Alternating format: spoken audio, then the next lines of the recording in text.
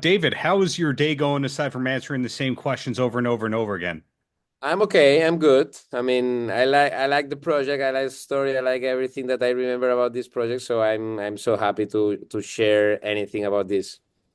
Sure. So when you co-created the show, what was the original name of it? Because for English-speaking audiences, there's one name. For the rest of the world, there's another name. I assume it was the Spanish language title came first. Yes, of course. Yes. I will be honest with you. We were like dating for a long time about if put you will do it too or I will do it too. That was the main doubt about the project. Obviously, the Spanish title come first because it's a Spanish Right. project. But the only doubt that we had for a long time it was like about more like saying about you or about I. But yeah, that Sure. was the title from the beginning. So not all the shows on Apple TV go global. Did you know outright that you were writing for an international audience? We didn't know that because, in fact, at the beginning, when we were shooting the project, we didn't sell the project internationally. So Legendary Pictures financed the project, risking their money, so believing really in the story and the project, and that financial model was what we were doing. We trust that we were doing something that can appeal to international audiences. So we were trusting Hmm. about our passion, and we were doing our best. So I'm happy. I'm so happy right now that we can share that with the rest of the world. We were sharing that the premiere was in Spain, and we Hmm. were like excited about how the rest of the world will react. Nowadays, it's very normal to see programs filmed in Spain. Like the new season of Cobra Kai is mostly in Spain, for example. Nowadays, is it a change for you to be able to film so much in Spain and not have to go to Hollywood or London? That's a really good question, Darren, because I was living in Los Angeles in 2012, 2013. I was there for a few years, and I remember that for that moment, kind of like Hollywood or go to LA to live and try to build a career there, it was like I'm the only option. Yeah. And I remember, but by then, Spain as an industry were like growing up really quick. We were like doing really like high quality shows and TV, but of course we didn't have enough money to show up to show what we can do. So when Netflix, Apple TV, and all these platforms start to produce in Spain, it was like the moment where we can like really prove everything that we learned and how prepared we were in our country. Hmm. So it's exciting that the last trips that I did in LA, a few months ago, I was in LA, and the crazy thing is that now is the opposite around. It's like people in Hollywood is really interested in know how to shoot in Spain because the team is really well prepared, the crew are amazing. Um, Shoot here obviously is cheaper than shooting in some parts of the world.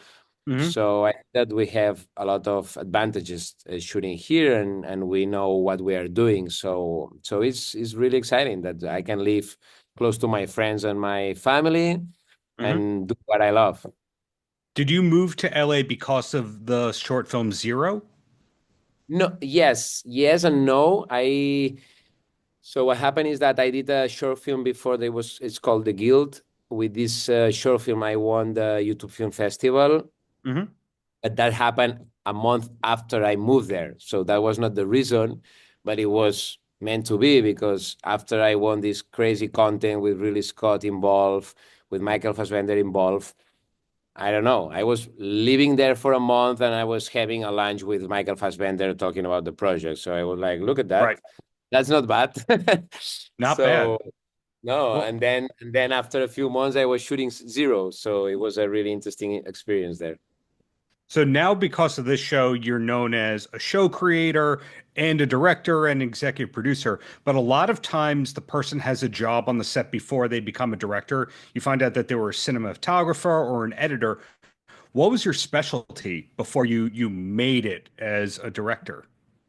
I think that my case is a little bit weird because when I was 17, I was trying to figure out in which film school I could apply, but it was Hmm. really expensive for me and for my family.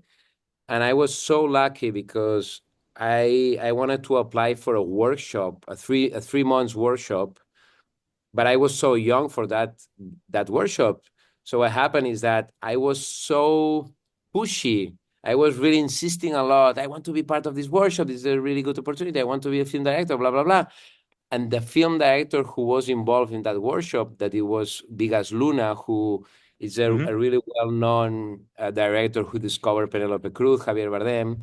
He was like, look, David, I don't know what about you, but do you want to work with me as a personal assistant? And I was like, what the fuck? Yes, of course. So after 3 months working together, it was kind of a test. After that 3 months working together, he was like, okay, David, don't go to any film school.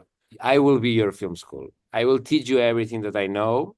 You stay with me as a personal assistant and you will learn everything that you need.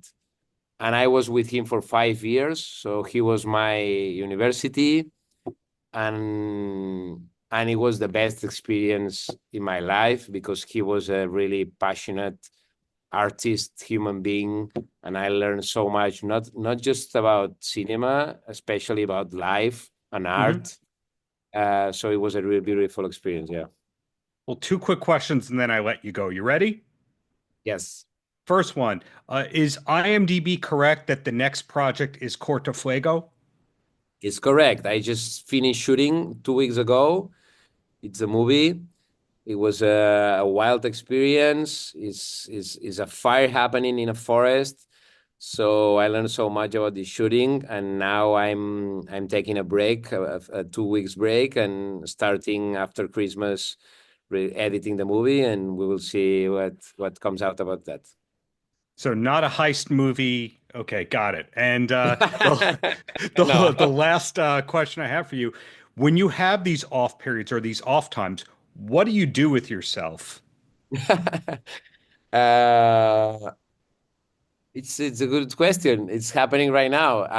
I try to relax. I try to watch a lot of movies. I try to go to the cinema and maybe watch 2 movies in a row. Because when I'm shooting, I cannot go to the cinema.